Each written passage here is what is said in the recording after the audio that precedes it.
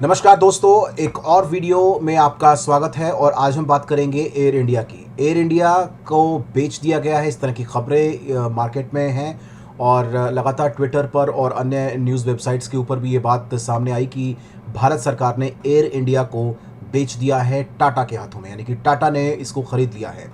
हालांकि सरकार ने बाद में इसके ऊपर सफाई दी कि अभी इसका फैसला नहीं हुआ है, लेकिन अंदर कहीं ना कहीं इस बात की चर्चा है कि बिड कर दिया है टाटा ने और टाटा ने इसको ख़रीद लिया है और शायद देर सवेर इसका फैसला हो भी जाएगा और एयर इंडिया टाटा के पास चली जाएगी।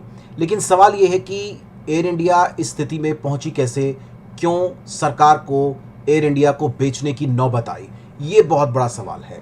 क्योंकि बहुत सारी चीज़ें हमने देखा पिछले काफ़ी महीनों के अंदर कि मोदी सरकार बहुत सारी चीज़ों को बेच रही है सरकार की, जैसे कि बैंकों को बेचा जा रहा है और भी जो राष्ट्रीय संपत्तियां हैं उनको बेचा जा रहा है। तो ये नौबत आ क्यों रही है? मतलब क्या वर्तमान सरकार की कमी है या पहले की कमी है? मैं नहीं उलझूंगा, मैं आपको फैक्ट बताऊंगा कि क्यों एयर इंडिया को बेचा गया और इसकी जो एक मेन ग्रास रूट प्रॉब्लम है वो क्या है, वो हम आपको बताएंगे। और आप उसको एक्सपीरियंस करके अगर देखेंगे, सोच के देखेंगे कि ऐसे ऐसे होता है तो ये होता है, तो आपको यकीन भी हो जाएगा। मैं गारंटी देता हूँ इस बात की। मैं आपको पहले कुछ पॉइंट्स बताता हूँ एयर इंडिया से रिलेटेड कि एयर इंडिया इस स्थिति में आई कैसे। तो इसमें आप देख सकते हैं, इसको मैं बिल्कुल मार्क आउट करके आपको बताता हूँ कि हालांकि क्यों इस तरह की नौबत आई। ये पहला पॉइंट आप देखिए। पहले पॉइंट में पहली बार 2001 में कंपनी को 57 करोड़ रुपए का घाटा हुआ था। मतलब वैसे तो कंपनी बहुत पुरानी है और पहले भी टाटा के पास थी, फिर सरकार के पास आ गई थी और सरकार उसको ढंग से चला भी रही थी साल 2000 तक। मतलब इस पिछली जो सदी थी उसमें उस सदी के दौरान ठीक चल रही थी। लेकिन जो ये नई सदी शुरू हुई, 21वीं सदी शुरू हुई, उसके बाद से एयर इंडिया में सबसे ज़्यादा प्रॉब्लम्स शुरू हो गई थी। तो उसमें आप देखिए कि 2001 में पहली बार कंपनी को 57 करोड़ रुपए का घाटा हुआ था। बहुत ज़्यादा नहीं था, लेकिन उसके ऊपर उस वक्त एक्शन लिया गया था, डायरेक्टर को हटा दिया गया था। लेकिन सबसे बड़ा सवाल यह है कि वो एक शुरुआत थी और एयर इंडिया को इस बात का एहसास नहीं हुआ, सरकार को इस बात का एहसास नहीं हुआ।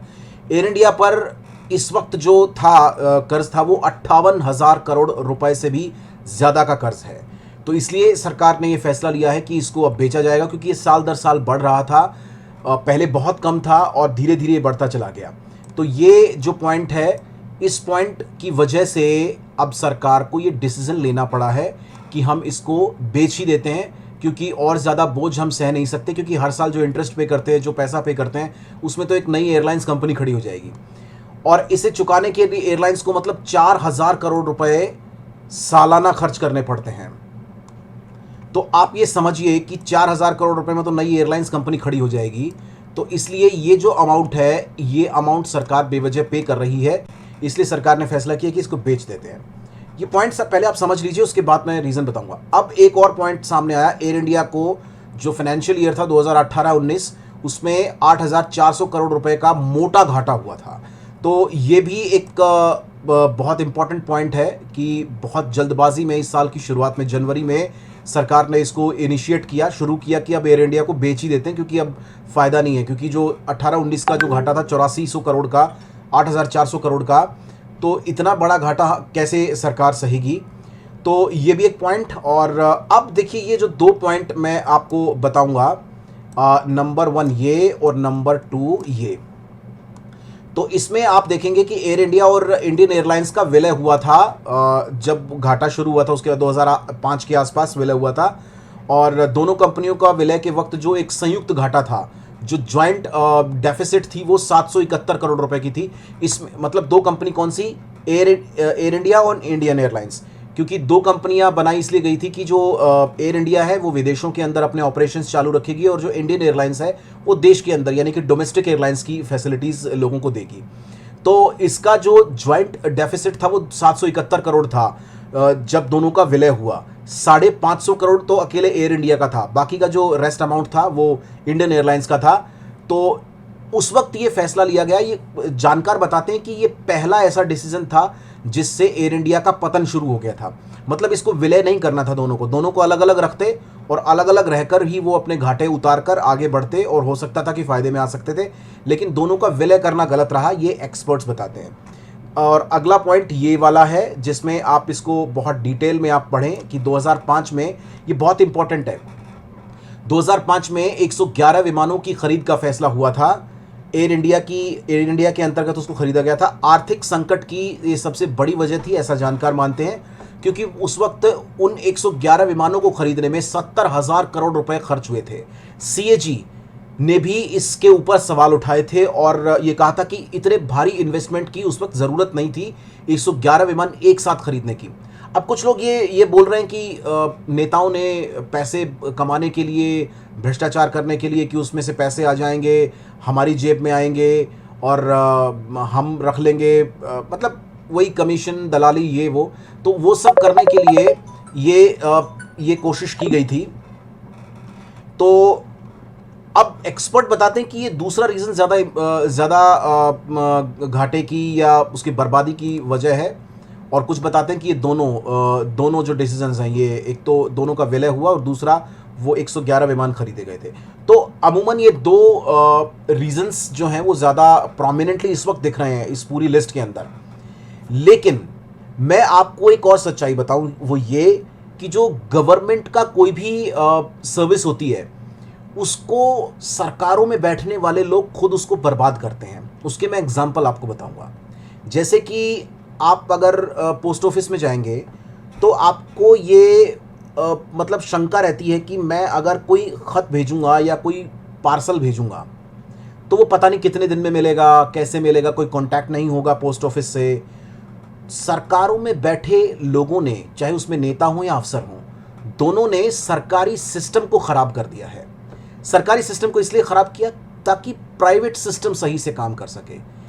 यानी पोस्ट ऑफिस के सिस्टम को इसलिए ख़राब किया गया या उसको स्लो रखा गया या उसके अंदर फैसिलिटीज़ ऐड नहीं की गई या उसको रिवैम्प नहीं किया गया ताकि ये कुरियर कंपनी ग्रो कर सकें। जब तक आप पोस्ट ऑफिस में अच्छी सुविधा देते रहोगे तो कुरियर कंपनी के पास कोई क्यों जाएगा?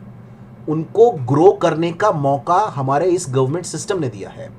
इसी तरह से बैंकों का है। बैंकों से बड़े बड़े उद्योगपतियों को लोन दे दिया जाता है, बैंकों को ज़बरदस्ती घाटे में ले जाया जाता है, वहाँ अच्छी सर्विसेज नहीं दी जाती। आप सरकारी बैंक में जाइए, आप खाता खुलवाएंगे तो आपको तमाम डॉक्यूमेंट्स मांग लिए जाएंगे, बहुत सारी चीज़ें मांग ली जाएंगी। और वहीं अगर आप प्राइवेट बैंक में जाएंगे तो आपको एक अलग तरीके का ट्रीटमेंट मिलेगा। देखो, रूल तो दोनों पर एक ही लागू हो रहे हैं, लेकिन आपको ट्रीटमेंट प्राइवेट में बेटर मिलेगा और गवर्नमेंट में आपको उतना अच्छा ट्रीटमेंट नहीं मिलेगा। उसका रीज़न ये है कि जानबूझ के गवर्नमेंट बैंक्स को स्लो रखा जाता है, उनको इनएफिशिएंट रखा जाता है, उनके सिस्टम को बहुत ज़्यादा एडवांस नहीं बनाया जाता ताकि प्राइवेट बैंक्स ग्रो कर सकें। तो इसके अलावा एक बहुत मोटे रीजंस आप अपने आसपास देखते होंगे कि गवर्नमेंट स्कूल्स को इम्प्रूवमेंट नहीं की जाती, ना उनको अच्छा बनाया जाता, ना टीचर्स अच्छे रखे जाते, ना उस सिस्टम को अच्छा बनाया जाता।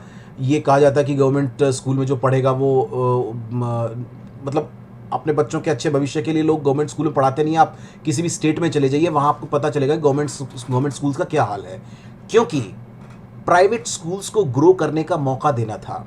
इसलिए इसी तरह से अस्पताल का है कि आप सरकारी अस्पतालों को ख़राब करते चले जाओ ताकि प्राइवेट अस्पताल फल फूल जाएं, वो पैसा कमाएं। तो ये एक नेक्सस चल रहा है और इसको हमने पूरे देश में अलग अलग सरकारों के काम को थोड़ा सा स्टडी करने की कोशिश की, तो उसमें पता चला कि इस नेक्सस को या इस ट्रेंड को ब्रेक करने का काम दिल्ली की केजरीवाल सरकार ने किया। उन्होंने स्कूल्स अच्छे किए, उन्होंने अस्पताल अच्छे किए और उन्होंने, जब मैं इस डेट को आपसे बात कर रहा हूँ 1 अक्टूबर 2021 को, आज केजरीवाल सरकार ने एक डिसीजन लिया। दिल्ली का एक बाल भारती स्कूल है, शायद रोहिणी में या उसके आसपास को जगह मेरे को ध्यान नहीं है, बट बाल भारती स्कूल की मान्यता को रद्द कर दिया क्योंकि वो रूल्स फॉलो नहीं कर रहे थे। इससे पहले एक अस्पताल, मेरे ख्याल से 3-4 साल पहले एक अस्पताल के ऊपर भी एक्शन इसी तरह से लिया था, जब मैक्स शालीमार बाग ने कुछ रूल्स फॉलो नहीं किए थे या किसी गरीब का इलाज नहीं किया था, तो उनकी भी मान्यता रद्द कर दी थी, उनका लाइसेंस रद्द कर दिया था। तो इस तरह के strict action in private organisations के खिलाफ लेने का जो जिगरा दिखाया है, जो हिम्मत दिखाई है, जो साहस दिखाया है, वो दिल्ली की केजरीवाल सरकार ने दिखाया। प्राइवेट स्कूल्स के ऊपर एक्शन लेने का साहस दिखाया और गवर्नमेंट स्कूल्स को अच्छा किया। अब लोग यहाँ पर प्राइवेट स्कूल्स से निकालकर अपने बच्चों को गवर्नमेंट स्कूल में एडमिशन करा रहे हैं।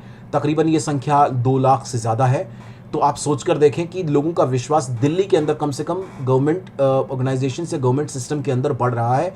और उसका रीज़न ये है कि सरकार में ऐसे लोग आए जिन्होंने गवर्नमेंट सिस्टम की तरफ ध्यान दिया और उसे इम्प्रूव किया। तो इससे पहले जितने भी लोग सरकारों में बैठते थे, अफसर थे या कोई भी थे, वो लोग, नेता इसमें सबसे बड़े दोषी होते हैं क्योंकि अफसर तो नेताओं को ही फॉलो करते हैं। तो अब ये एयर इंडिया का भी यही एग्जांपल है। मतलब एयर इंडिया को ख़राब इसलिए किया गया है ताकि एयर एशिया ग्रो करे, ताकि इंडिगो ग्रो करे, ताकि स्पाइस जेट ग्रो करे, ताकि विस्तारा ग्रो करे। तो उनके रीजंस ये होते हैं।